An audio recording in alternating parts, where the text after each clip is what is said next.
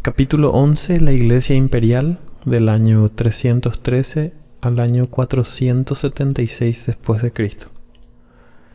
Tercera parte. Desarrollo del poder en la Iglesia de Roma, caída del Imperio Romano Occidental, líderes del periodo. Hemos visto que Constantinopla desplazó a la ciudad de Roma como la capital del mundo. Ahora veremos a Roma afirmando su derecho de ser la capital de la Iglesia. A través de todo este periodo, la Iglesia en Roma ganaba prestigio y poder. El obispo de Roma, ahora llamado Papa, reclamaba el trono de autoridad sobre todo el mundo cristiano.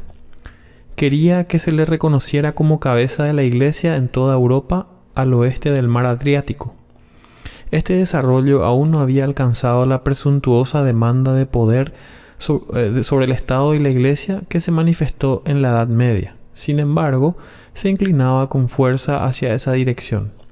Veamos algunas de las causas que fomentaron este movimiento. La semejanza de la Iglesia con el Imperio, como una organización, fortalecía la tendencia hacia el nombramiento de un jefe. En un Estado gobernado no por autoridades elegidas, sino por una autocracia, donde un emperador gobernaba con poder absoluto, era natural que la Iglesia se gobernara de la misma manera, por un jefe. En todas partes, los obispos gobernaban las iglesias, pero la pregunta surgía constantemente: ¿quién gobernaría a los obispos? ¿Qué obispo debía ejercer en la Iglesia la autoridad que el emperador ejercía en el imperio? Los obispos que presidían en ciertas ciudades pronto llegaron a llamarlos metropolitanos y después patriarcas. Había patriarcas en Jerusalén, Antioquía, Alejandría, Constantinopla y Roma. El obispo de Roma se adjudicó el título de papá padre, después se modificó a papa. Entre estos 5 patriarcas había frecuentes disputas por la prioridad y supremacía. Sin embargo, la cuestión al final se limitó a escoger entre el patriarca de Constantinopla y el papa de Roma como cabeza de la Iglesia. Roma reclamaba para sí autoridad apostólica. Era la única iglesia que decía poder mencionar a 2 apóstoles como sus fundadores, y estos, los mayores de todos los apóstoles, San Pedro y San Pablo. Surgió la tradición de que Pedro fue el primer obispo de Roma. Como obispo, Pedro debería haber sido papa. Se suponía que en el primer siglo el título obispo significaba lo mismo que en el siglo IV, un gobernante sobre el clero y la iglesia. Por tanto, Pedro, como el principal de los apóstoles, debe haber poseído autoridad sobre toda la iglesia. Se citaban 2 textos en los evangelios como prueba de esta afirmación. Uno de estos puede verse ahora escrito en letras gigantescas en latín alrededor de la cúpula de la iglesia de San Pedro en Roma. Tú eres Pedro, y sobre esta piedra edificaré mi iglesia. El otro es: apacienta mis ovejas. Se arguía que Pedro fue la primera cabeza de la iglesia. Entonces sus sucesores, los papas de Roma, deberían continuar su autoridad. El carácter de la iglesia romana y sus primeros líderes sostenían fuertemente estas afirmaciones. Los obispos de Roma eran por lo general hombres más fuertes, sabios y que se hacían sentir por toda la iglesia. Mucha de la antigua calidad imperial que había hecho a Roma la señora del mundo moraba aún en la naturaleza romana. En esto había un notable contraste entre Roma y Constantinopla. Al principio, Roma hizo a los emperadores, pero los emperadores hicieron a Constantinopla y la poblaron de súbditos sumisos. La Iglesia de Roma siempre fue conservadora en doctrina. Las sectas y herejías ejercieron poca influencia sobre ella, y en aquel entonces permanecía como una columna de la enseñanza ortodoxa. Este rasgo incrementaba su influencia por toda la iglesia en general. Además, la iglesia de Roma desplegaba un cristianismo práctico. Ninguna iglesia la superaba en su cuidado por los pobres, no solo entre sus miembros, sino aún entre los paganos en tiempos de hambre y pestilencia. Dio gran ayuda a las iglesias perseguidas en otras provincias. Cuando un funcionario pagano en Roma demandó los tesoros de la iglesia, el obispo congregó a sus miembros pobres y dijo: estos son nuestros tesoros. El traslado de la capital de Roma a Constantinopla, lejos de aminorar la influencia del obispo o papa romano, la aumentó considerablemente. Hemos visto que en Constantinopla el emperador y su corte dominaban a la iglesia.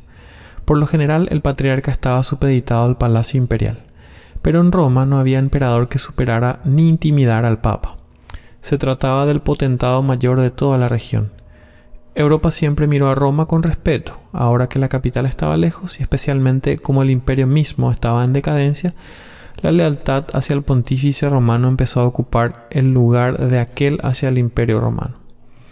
Así surgió que por todo el occidente el obispo romano o papa, como cabeza de la iglesia en Roma, comenzara a considerarse como la autoridad principal en la iglesia en general. Por ejemplo, en el concilio de Calcedonia en Asia Menor en el año 385 después de Cristo, Roma ocupó el primer lugar y Constantinopla el segundo. Se preparaba el camino para pretensiones aún mayores de Roma y el Papa para los siglos venideros. A través de este periodo de la Iglesia Imperial, sin embargo, otro movimiento progresaba. Era la más enorme catástrofe de toda la historia, la caída del Imperio Romano Occidental. En el reinado de Constantino, al parecer, el reino parecía estar muy bien protegido e inexpugnable, como lo había estado en el reinado de Marco Aurelio o de Augusto. Sin embargo, estaba debilitado por la decadencia moral y política y listo para sucumbir bajo los invasores que le rodeaban ansiosos de derrotarlo. A los 25 años de la muerte de Constantino en el año 337, cayeron las barreras en la frontera del Imperio Occidental y las hordas de bárbaros, nombre que los romanos aplicaron a los demás pueblos, a griegos y judíos, comenzaron a entrar por todas partes en las indefensas provincias. De esta manera se posesionaron del territorio y establecieron reinos independientes.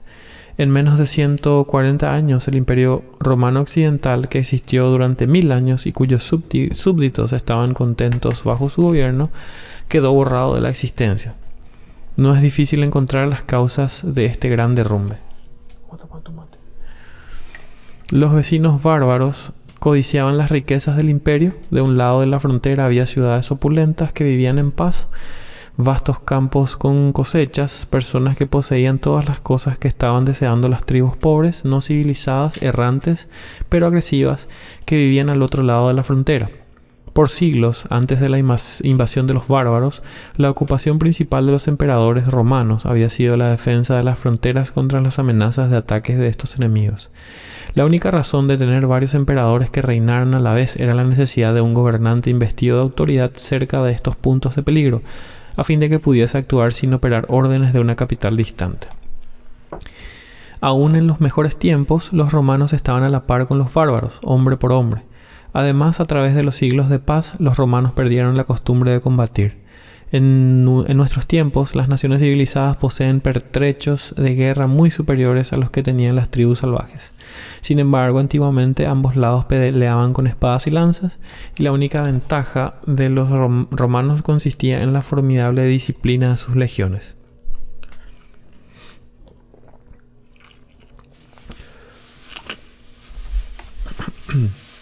Aunque es de notar que esa disciplina decayó mucho en los tiempos de los últimos emperadores, y los bárbaros eran más fuertes físicamente, más intrépidos y aptos para la guerra.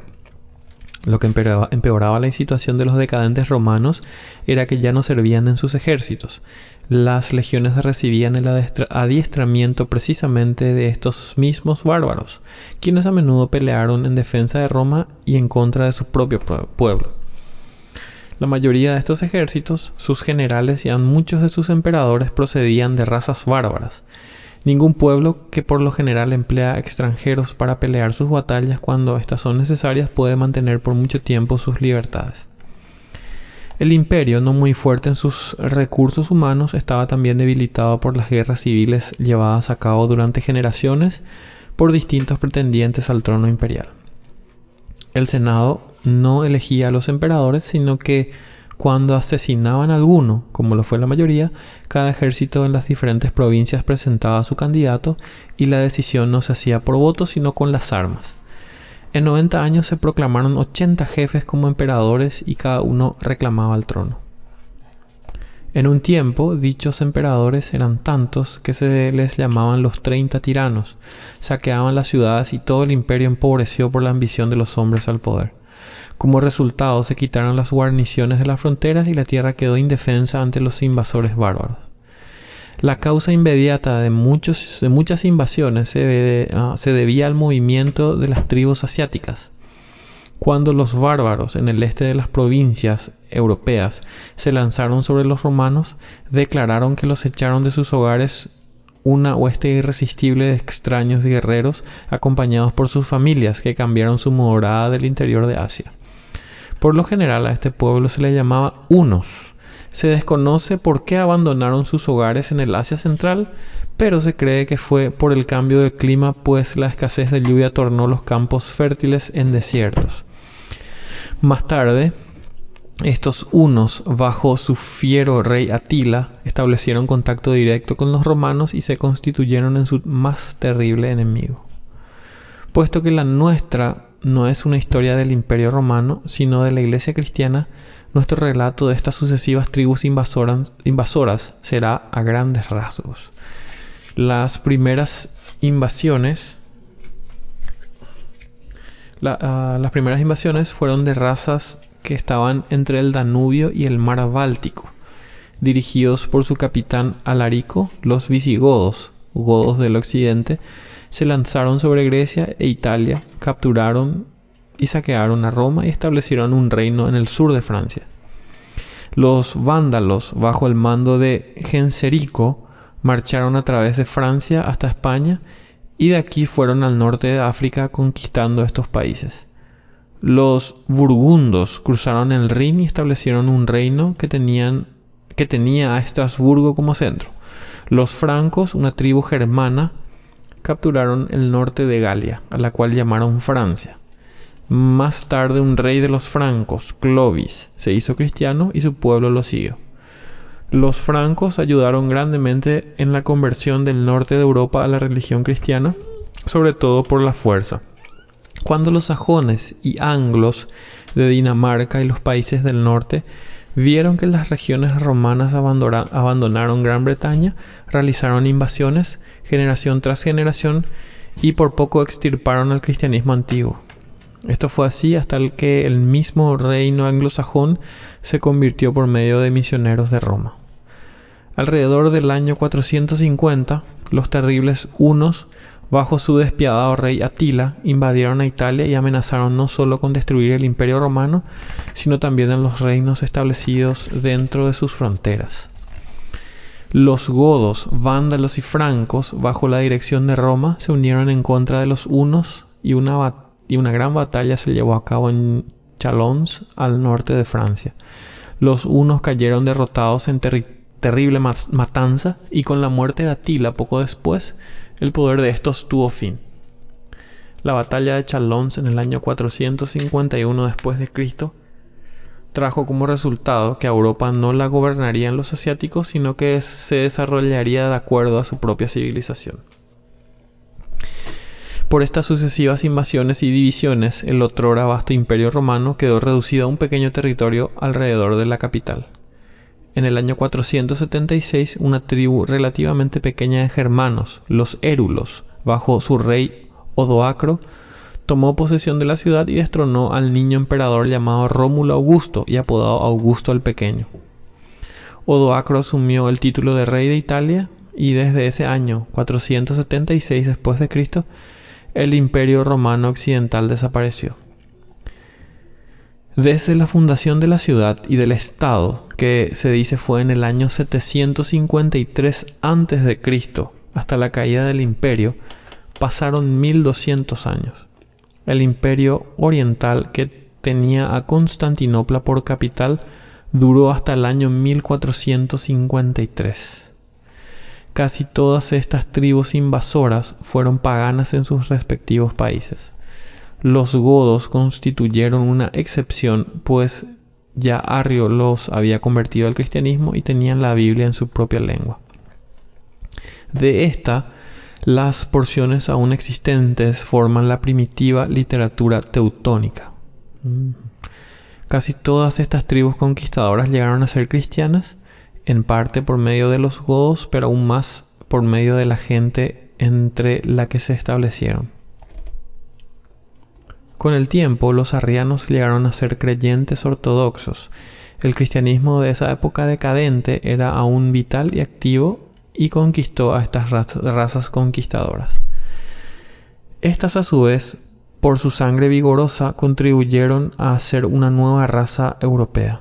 Ya hemos visto que la decadencia y caída del poder imperial romano solo provocó que aumentara la influencia de la Iglesia de Roma y sus papas a través de toda Europa. De modo que aunque el imperio cayó, la Iglesia aún conservaba su posición imperial. Debemos ahora mencionar algunos de los líderes en ese periodo de la Iglesia imperial. Atanasio, año 293 al 373 después de Cristo, fue el gran defensor de la fe en el principio del periodo. Hemos visto cómo se levantó a prominencia en la controversia de Arrio. En el concilio de Nicea, en el año 325, fue el líder en la discusión, aunque no tenía voto. Poco tiempo después, a los 33 años de edad, fue obispo de Alejandría. 5 veces lo desterraron, pero siempre luchó por la fe. Por último, llegó al final de su vida en paz y honor. Ambrosio de Milán, año 340 al 397 después de Cristo, el primero de los padres latinos, fue electo obispo mientras era laico.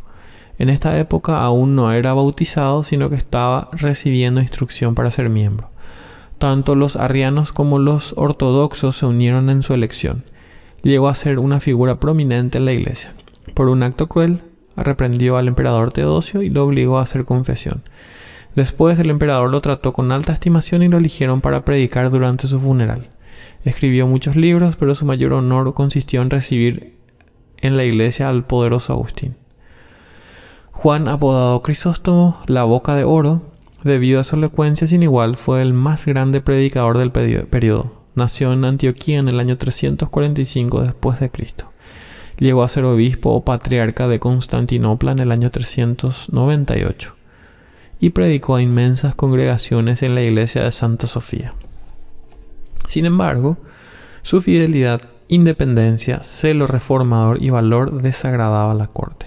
Lo desterraron y murió en el destierro en el año 407, pero lo vindicaron después de su muerte. Su cuerpo fue llevado a Constantinopla y enterrado con honores. Fue un poderoso predicador, un estadista y un expositor muy capaz de la Biblia. Jerónimo, año 340 al 420 después de Cristo, fue el más erudito de los padres latinos. Recibió en Roma una educación en literatura y oratoria, pero renunció a los honores del mundo por una vida religiosa fuertemente matizada de ascetismo. Estableció un monasterio en Belén y vivió allí por muchos años. De sus numerosos escritos, el que tuvo una influencia más extensa fue su traducción de la Biblia a la lengua latina, una obra conocida como la Vulgata, a saber, la Biblia en lenguaje común, que aún es la Biblia autorizada de la Iglesia Católica Romana. Agustín es el nombre más eminente de todo este periodo. Nació en el año 354 después de Cristo en el norte de África. Desde muy joven fue un brillante erudito, pero mundano, ambicioso y amante del placer. A los 33 años llegó a ser cristiano por la influencia de su madre Mónica, la enseñanza de Ambrosio de Milán y el estudio de las epístolas de Pablo. En el año 395 le nombraron obispo de Hipona en el norte de África, al empezar las invasiones de los bárbaros. Entre sus muchas obras, La ciudad de Dios fue una magnífica defensa a fin de que el cristianismo ocupase el lugar del decadente imperio. Sus confesiones son una profunda revelación de su propio corazón y vida. Sin embargo, su fama e influencia están en sus escritos sobre teología cristiana, de la cual fue el mejor exponente desde el tiempo de Pablo. Murió en el año 430 después de Cristo.